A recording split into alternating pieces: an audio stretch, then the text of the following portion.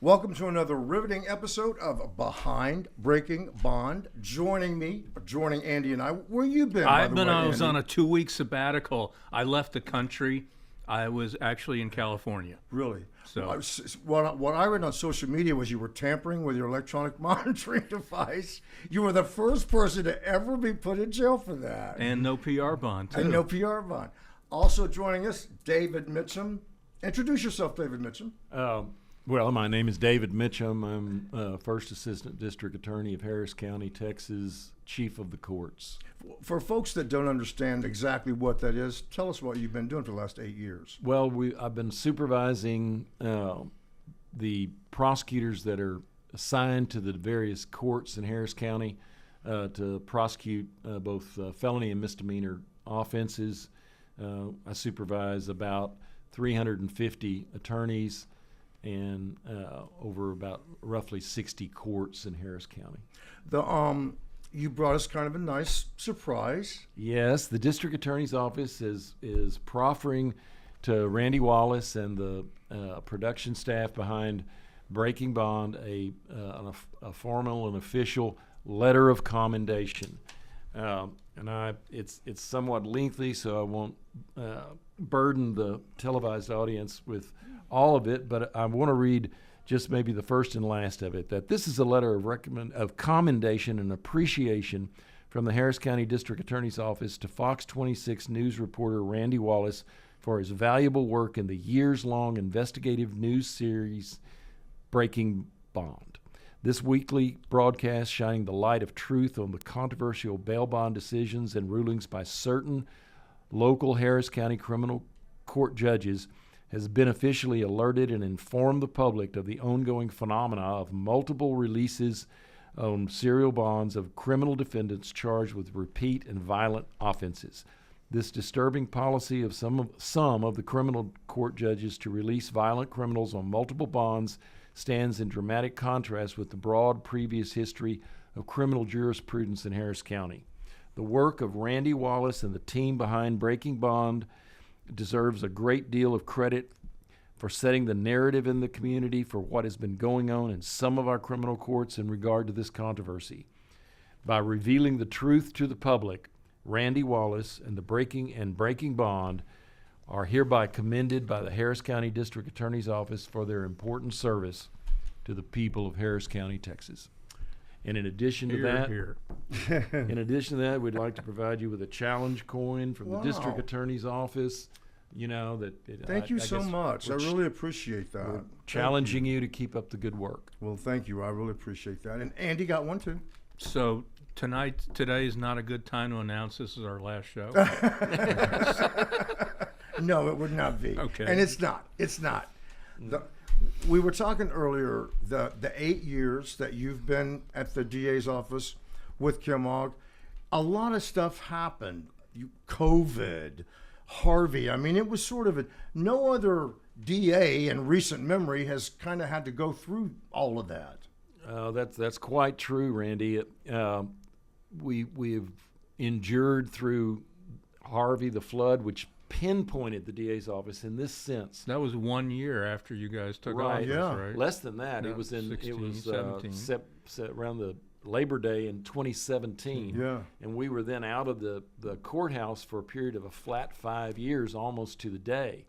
But the district attorney's office, unlike some of the other county offices, was basically put out on the street as a result of the flood. Yeah. The other offices, for instance, the judges, they could piggyback with the civil judges in the civil courthouse because it didn't flood, but the criminal courthouse did. We, on the other hand, at the DA's office, had no place to go. For a while, we were housed in a warehouse, but crime didn't stop, and we still had to file the cases and take the intake. After that, we were in 11 different offices throughout the city, which made management You did a lot extremely of moving. prosperous. And then we ended up over in 500 Jefferson for several years. And finally, in September of 2022, we returned to the courthouse. Now we're back in the courthouse, and things are improving. But that's a lot to go through, that and a pandemic. And Right. Right on top of that, before we ever actually recovered from the flood, we were hit with the pandemic, and that, of course, hit the whole society. But we were in tough shape. But we, like I say, thanks to the good work of all the prosecutors and the support staff of the DA's office, we marched forward and we carried on. Is there something that really sort of, one or two things that really stick out that when you look at the 8 years that you're extremely proud of? Yes. There's a couple of things. One thing, when Kim Ogg and her staff came into office in 2017, we perceived some of the problems in the criminal justice system in Harris County was that we over-incarcerated for low-level drug offenses, as well as we had kind of criminalized mental health in certain respects. This was a problem across Texas, but especially a problem in Harris County. And so we took some measures.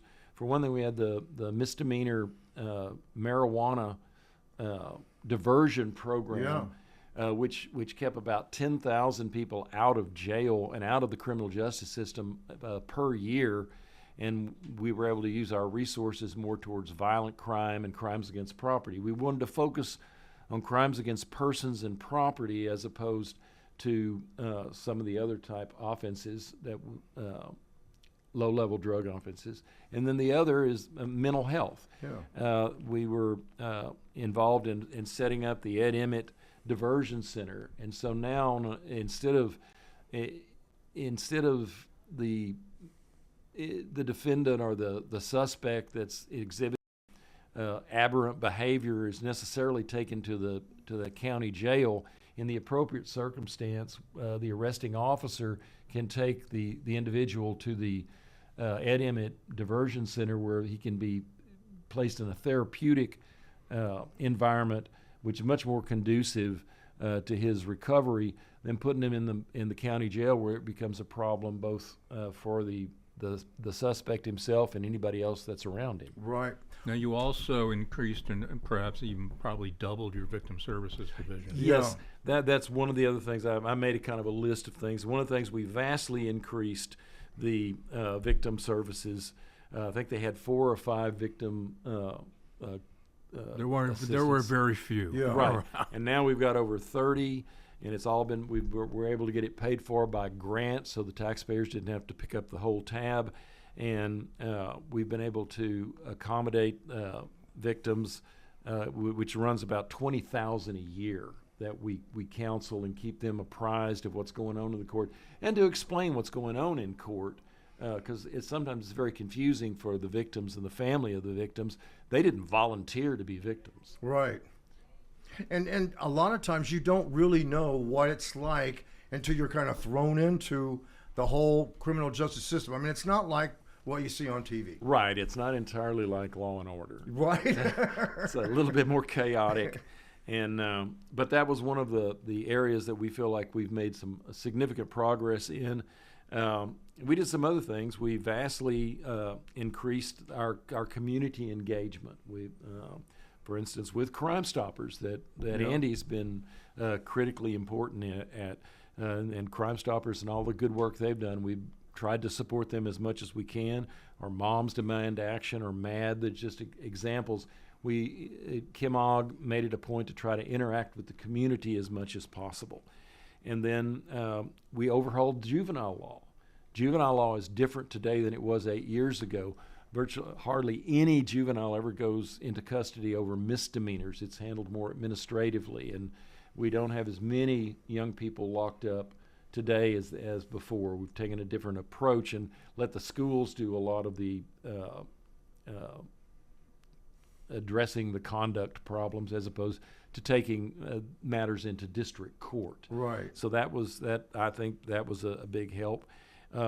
We instituted a homicide squad that's been very effective in terms of addressing the backlog of murder and capital murder cases under Sarah Seeley, a really great prosecutor. And John Jordan was the prosecutor who was critical in overhauling the juvenile law. And then one of the big improvements we made, and it was really critical when the pandemic set in is we digitized the office. We went paperless, and that became so important when we were dealing with the pandemic and the fallout from that. Yeah, that had to have been difficult. And Joanne, I'd like to do a shout out to Joanne Music, Gary Zoller, and Chris Hanley. These are prosecutors that were critical in the development and the improvement of our digital digitization of the office. And one of the things that we did, and in my opinion, what didn't happen, if we had not bowed up and fought some of the bail decisions that have been made by the certain progressive / woke influenced courts, I believe that we would be in a much more dangerous situation today than we are. Because we did bow up, it's not as bad as it could be, because we were the only ones really bowing up at the time, Right. and it's had a profound effect. And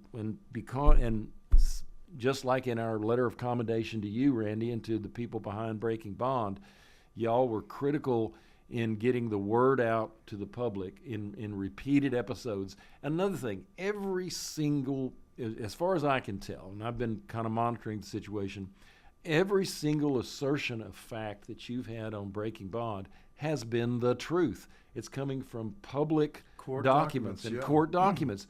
Whatever criticisms that may be leveled by skeptics of your program, I've yet to hear anybody say, hey, you said something that wasn't true. They just don't like what the truth is. They don't like the message. They don't like the That's message. That's pretty all. much it. You know, one thing, and going back to what you were saying, David, in 2021, when Senator Huffman had her bond bill, Senate Bill 6, to basically eliminate PR bonds for defendants charged with certain violent felony crimes, and some, one thing that I noticed that I've not seen, and I'm kind of a veteran of legislative upgoings and upbringings there, is you guys were up there. Kim was up there, several of your other staff was up there testifying in favor of the bill. The other entity of the county, Harris County Commissioners Court, was testifying against it. I've never seen two entities within the same government testifying on opposite sides right. of the same bill until then. That Yeah. was unique. Yeah. The thing that I've never really understood on the side of folks that think this is a good idea, I've said this many, many times, but I think we'd all agree that there's just a small percentage of the population that's in the criminal element, right? Yes. I mean, Yes. if you hit about 30, 35 and you've never been in jail, or you're more than likely you're not gonna be.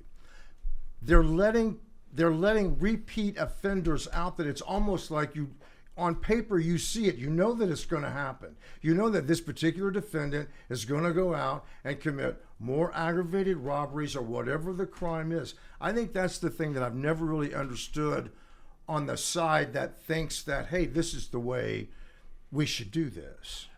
I don't agree with it, but my impression is that they foster this policy in order for the public to get frustrated and want to have a whole new paradigm to replace the criminal justice system, and to change it from so that it's folk where you have social workers and therapists as opposed to police officers and prosecutions. It's the decarceration movement that did come to Harris County, and we are still involved in a dynamic controversy with them now, but it has gotten better. Yeah. There was new code words, and there's certain things that you couldn't say. You couldn't say convicted felon. You couldn't say incarcerated individual. So I noticed this new terminology, justice impacted individuals. Yeah. Yes, that as were opposed to being- ex-con. Correct. So and rhetoric and words matter, and this is the ongoing battle. It's a that's occurring now. philosophical different. Everything philosophically changed Right. when you And- guys in 18. Everything changed for you guys. I think you're exactly right when you reference the philosophy, because it really gets down to the issue of free will. That the position of the decarceration is that we are molded by our social forces, and you don't really have free will. So if you don't have free will, then it's unreasonable to hold you accountable. the traditional perspective and the perspective of our district attorney's office and me personally is that we do have free will and we do make decisions and we need to be held responsible for the decisions that we make. And so therefore the criminal justice system is there to make sure that society can function.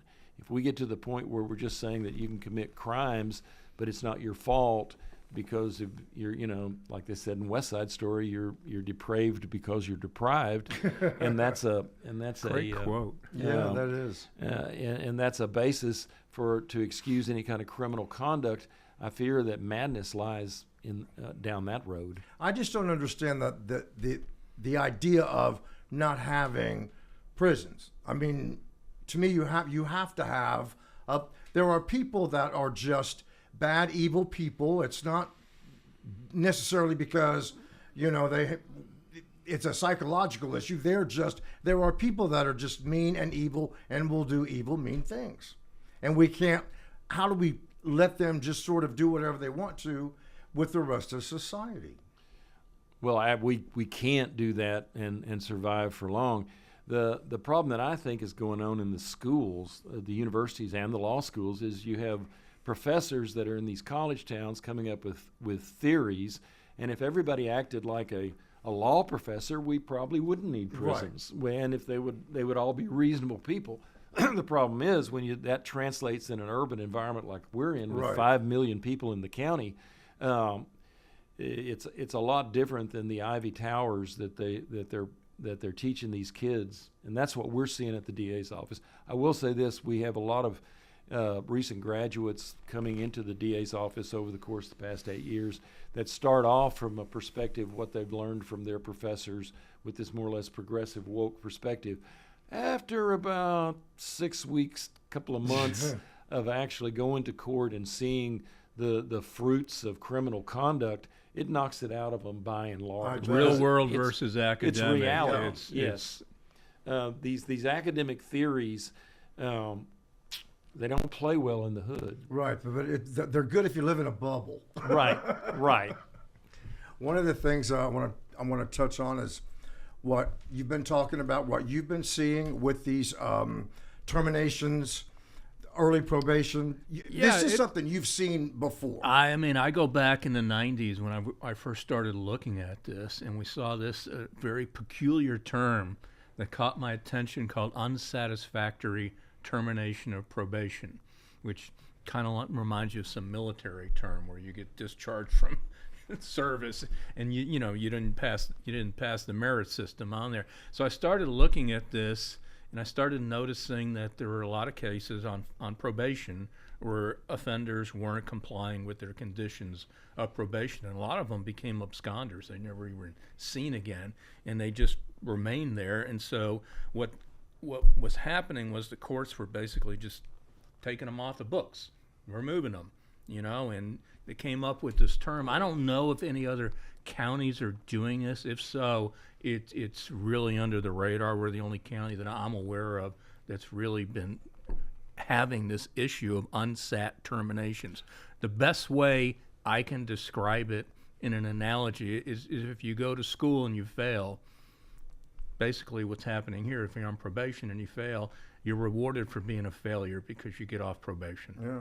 That's exactly right. And the unsatisfactory termination of probation has no real impact under state law. It's a local term that we've used in Harris County, and it shows the difference between then and now. In the past, the reason they used that term, unsatisfactory termination of probation, was to put the probation department and the courts on notice that the defendant didn't act appropriately when he was on probation, so he wouldn't get probation again. And that's the way it was originally conceived. What's going on in some of the courts now is they are unsatisfactorily terminating someone from probation when they're not complying with the terms and conditions of probation, and they would have been sent to jail or to the penitentiary for the actions. Now they're getting their case dismissed. It's like, oh, I'm going to show you haven't complied with the terms and conditions of probation. So we're just going to let you go. You're promoted. Here's your diploma. No, you're graduated. Right. You're graduated. You're done. Here you go. Meanwhile, the other poor schmuck that's actually complying with their conditions, paying their fees, he's going to get the same outcome. Right? Exactly. So what I've seen, and this is what kind of makes it new, which is what we're going to be doing on the segment, is the ones that I've seen have not been, for the most part, violent offenses. And in my 20 plus years of looking at this issue, I've never seen a sex offender get off on an unsatisfactory termination, which my understanding is not allowed, period, whether it's unsat or even an early termination. You're going to have a hearing on that. Yes, there's one coming up in one of the courts, and we're going to be addressing that issue. It's just it's a wonder. It's a wonder. I would never have dreamed it when I came back into government service. I'd been a prosecutor under Johnny Holmes from 1980 to 84, and like I was telling Randy and Andy, it was pastoral compared to what we've gone through over the past eight years. Back then, we were able just to focus on the cases in court and go into trial, and we had a pretty tough county. Really, the juries listened to the evidence and would apply the law, and we had judges that would do the same. Now it's more of a grab bag situation. Some courts it works out, and some courts it doesn't. But it's an ongoing struggle. Yeah. And How did you guys even know this in these particular cases involving, I guess, a dozen sex offenders that got unsat? How was this even brought to your attention? my understanding is that someone dropped a dime to one of our prosecutors to alert it, and then we started looking it over.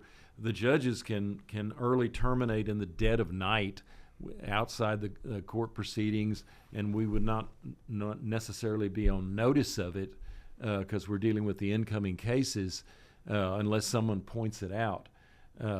It does show that bail, whereas is an important component of the attack on the judicial system, it is just a component.